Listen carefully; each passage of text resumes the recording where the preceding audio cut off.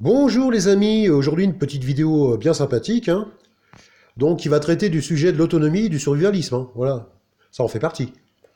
En ce qui concerne donc la perte de la normalité. Bon, comme vous le savez, vous avez dû voir la météo, on a eu quand même un avis de tempête, donc pour cette nuit.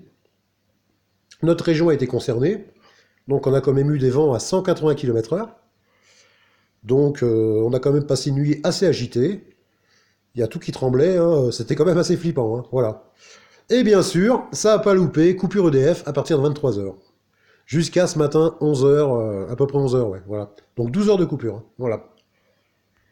Et pour la petite anecdote, j'ai mon voisin, bon, parce que moi j'habite donc à la campagne, en montagne, hein. Donc on est un tout petit village, hein, voilà, vraiment tout petit village, tout le monde s'entend très bien. Il y a un super lien social entre les gens, et beaucoup d'entraide, voilà. Donc mon voisin, en fait, est venu toquer à ma porte parce qu'il a vu de la lumière. Ah, il fallait la faire celle-là, il y a de la lumière, il est rentré, voilà.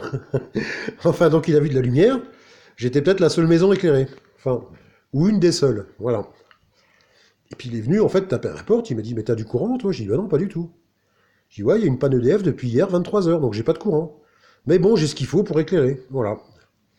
Il m'a dit, bah moi je suis dans le noir, là je dois partir au boulot, je dois y être pour 7 heures, euh, je peux pas déjeuner parce que je peux pas faire mon café, j'ai une cafetière électrique, j'ai les plaques vitrocéramiques. J'ai dit, mais attends, t'as pas un petit réchaud, t'as rien au gaz, Ah bah non, j'ai rien, hein, j'ai jamais prévu ça. Et pour t'éclairer, t'as pas des bougies, tout ça? Et bien, il me dit, bah, chaque fois que je fais les courses, je pense acheter une lampe électrique, des bougies, puis finalement après je zappe, quoi. Voilà, j'oublie complètement. Voilà. Mais maintenant, je vais y penser. Ça fera partie des prochains achats, voilà. Je dis, bon, bah écoute, ton petit café, je vais te le faire. Puis bon, bah je vais te dire un petit peu ce qu'il te faut, quoi. Le jour où t'as vraiment une coupure EDF, ce qu'il te faut un petit peu à la maison, quoi, qui peut être pas mal, quoi. Donc je vais montrer un petit peu du matériel. Donc bien sûr, on va commencer par la traditionnelle bougie. Vu qu'on arrive en période de fête de fin d'année, de Noël, bon bah allez le Père Noël, hein. On va pas s'en priver, hein. Le Père Noël bougie, voilà. Enfin, peu importe, hein. N'importe quelle bougie fera l'affaire, hein. Voilà. Ce qui peut être pas mal, c'est la lampe frontale. Si par exemple on est à l'étage, qu'on a un escalier, tenir une lampe et tenir la rampe de l'escalier, pas évident. Donc une lampe frontale, ça vous permet d'avoir les deux mains libres. De vous déplacer un peu plus sûrement, on va dire, voilà. Ensuite, les traditionnelles torches, voilà, qu'on trouve un peu partout, hein, pour quelques euros. Les petites torches porte-clés, comme celle-ci, qui éclaire vraiment, ça c'est au top, hein. Donc c'est pas une Phoenix, c'est moins cher qu'une Phoenix, mais c'est aussi efficace. Comme quoi, des fois, c'est le plus souvent des cas. C'est vrai que le prix fait les qualités, mais pas tout le temps. Voilà, il faut quand même le préciser. Là, c'est une lampe que j'adore, la lampe coude. Donc là, vous voyez, vous avez un clip, vous pouvez la glisser à votre ceinturon, votre ceinture, éventuellement à votre poche de chemise, voilà, de poitrine, ou à votre poche de blouson.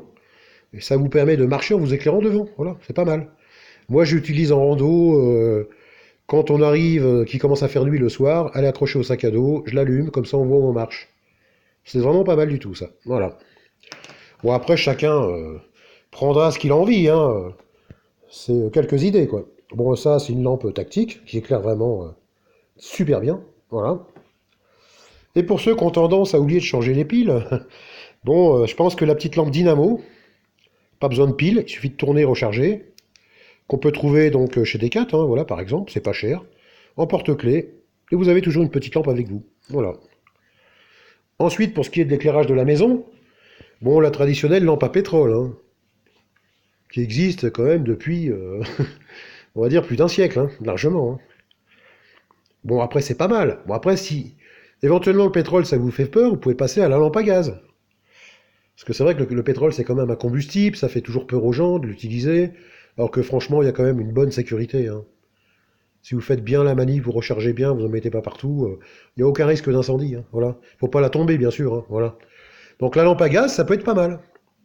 Donc là, c'est une lampe à gaz qui fonctionne avec des cartouches 190 grammes, qui valent environ 1,50 €, hein, voilà. Hein. Ça éclaire super bien, ça. Ou pour les gens qui veulent vraiment de l'éclairage sans danger, voilà, la lampe à dynamo. Donc la lanterne dynamo, vous voyez, plusieurs modes, parce qu'il y a, je crois, 6 LED, 12 LED et 20 LED, voilà, d'intensité, c'est pas mal. On se déplace avec, on s'éclaire bien.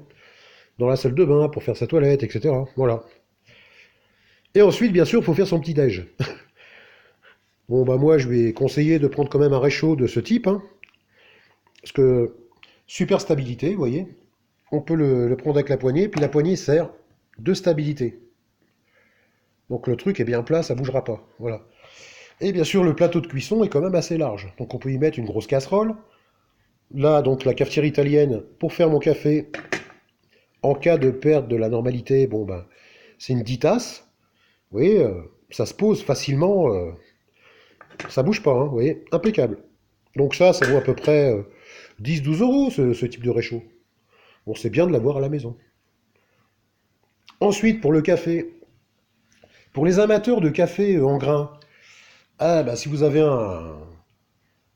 comment dire, un appareil à moudre électrique, eh ben, voilà, vous pouvez plus. C'est grillé.